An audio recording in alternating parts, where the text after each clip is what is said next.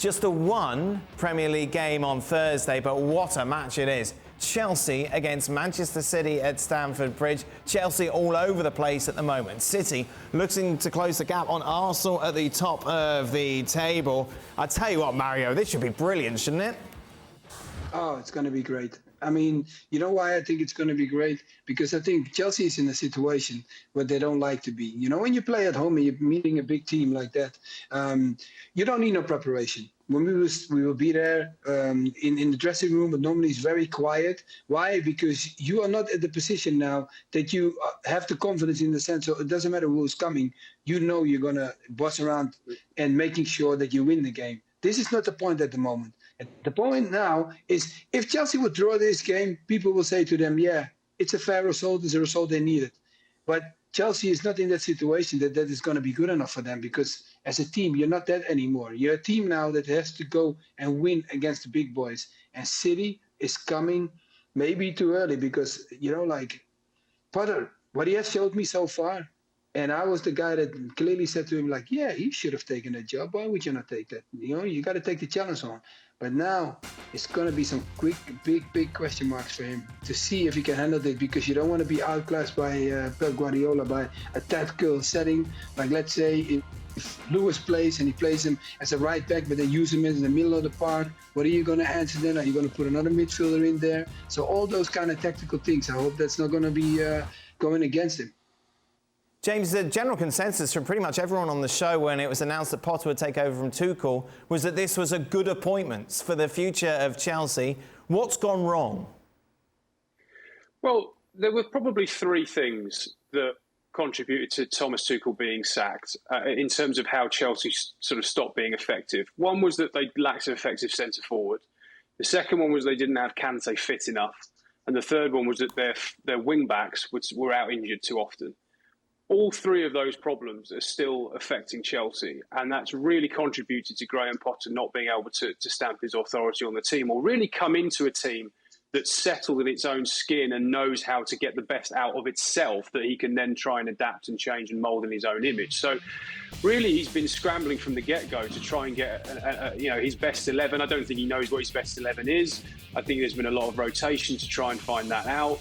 You know, even things like, Marc Cucurella, who he brought in, and they spent a lot of money on Cucurella, 62 million on the basis that he could play on the left-hand side of a back three. He's not really played in that position very often under the manager where he played in that position of Brighton. So he's still trying to work things out. And I do have a lot of sympathy with him because right from the get-go, I mean, his appointment, the day he was appointed was the day that the Queen died here in England. So, right from the minute one, he was kind of, oh, well, that got delayed. And then that meant that that got pushed back a day, which meant training got pushed back. And then he was straight into a game. And then he was playing and playing and playing. And then he lost the players for the World Cup. And then they've come back now. And so I do have some sympathy with him. But you would have expected there would be a little bit more of a sense of his own stamp on the team and a bit more of identity about them, even given all of those issues.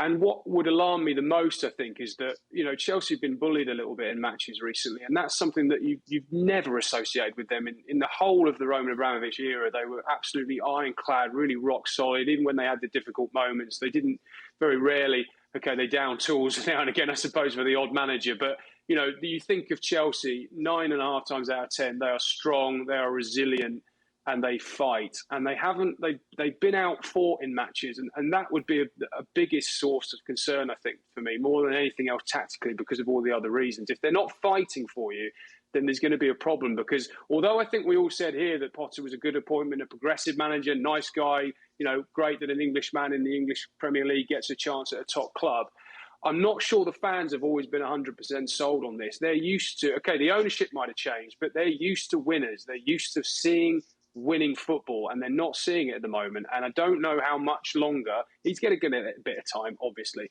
But if, they're 10 points off the top four already.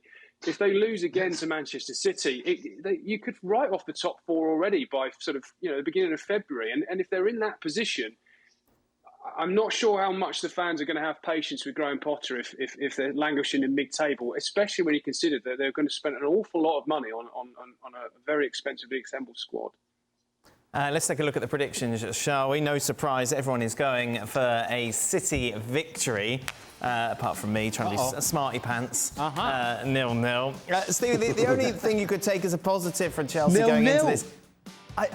Look, the reason I say that is that City haven't been very good recently. They beat Leeds, obviously, struggled against Everton, who we know are horrible. Before the break, they were dropping points. I just don't feel they're anywhere near their best. Yeah. I'm not going to argue that point, but at the same time, you've got to think Chelsea's going to be coming out, which is going to leave space. You know, the one thing you can get away with sometimes against City is just by packing it in, and the fact that there's no space for them to play in the final third. That isn't going to happen against Chelsea. And so if you're going to give the likes of Haaland space, you better be prepared to be busy. So that's why I just don't see how it's a 0-0.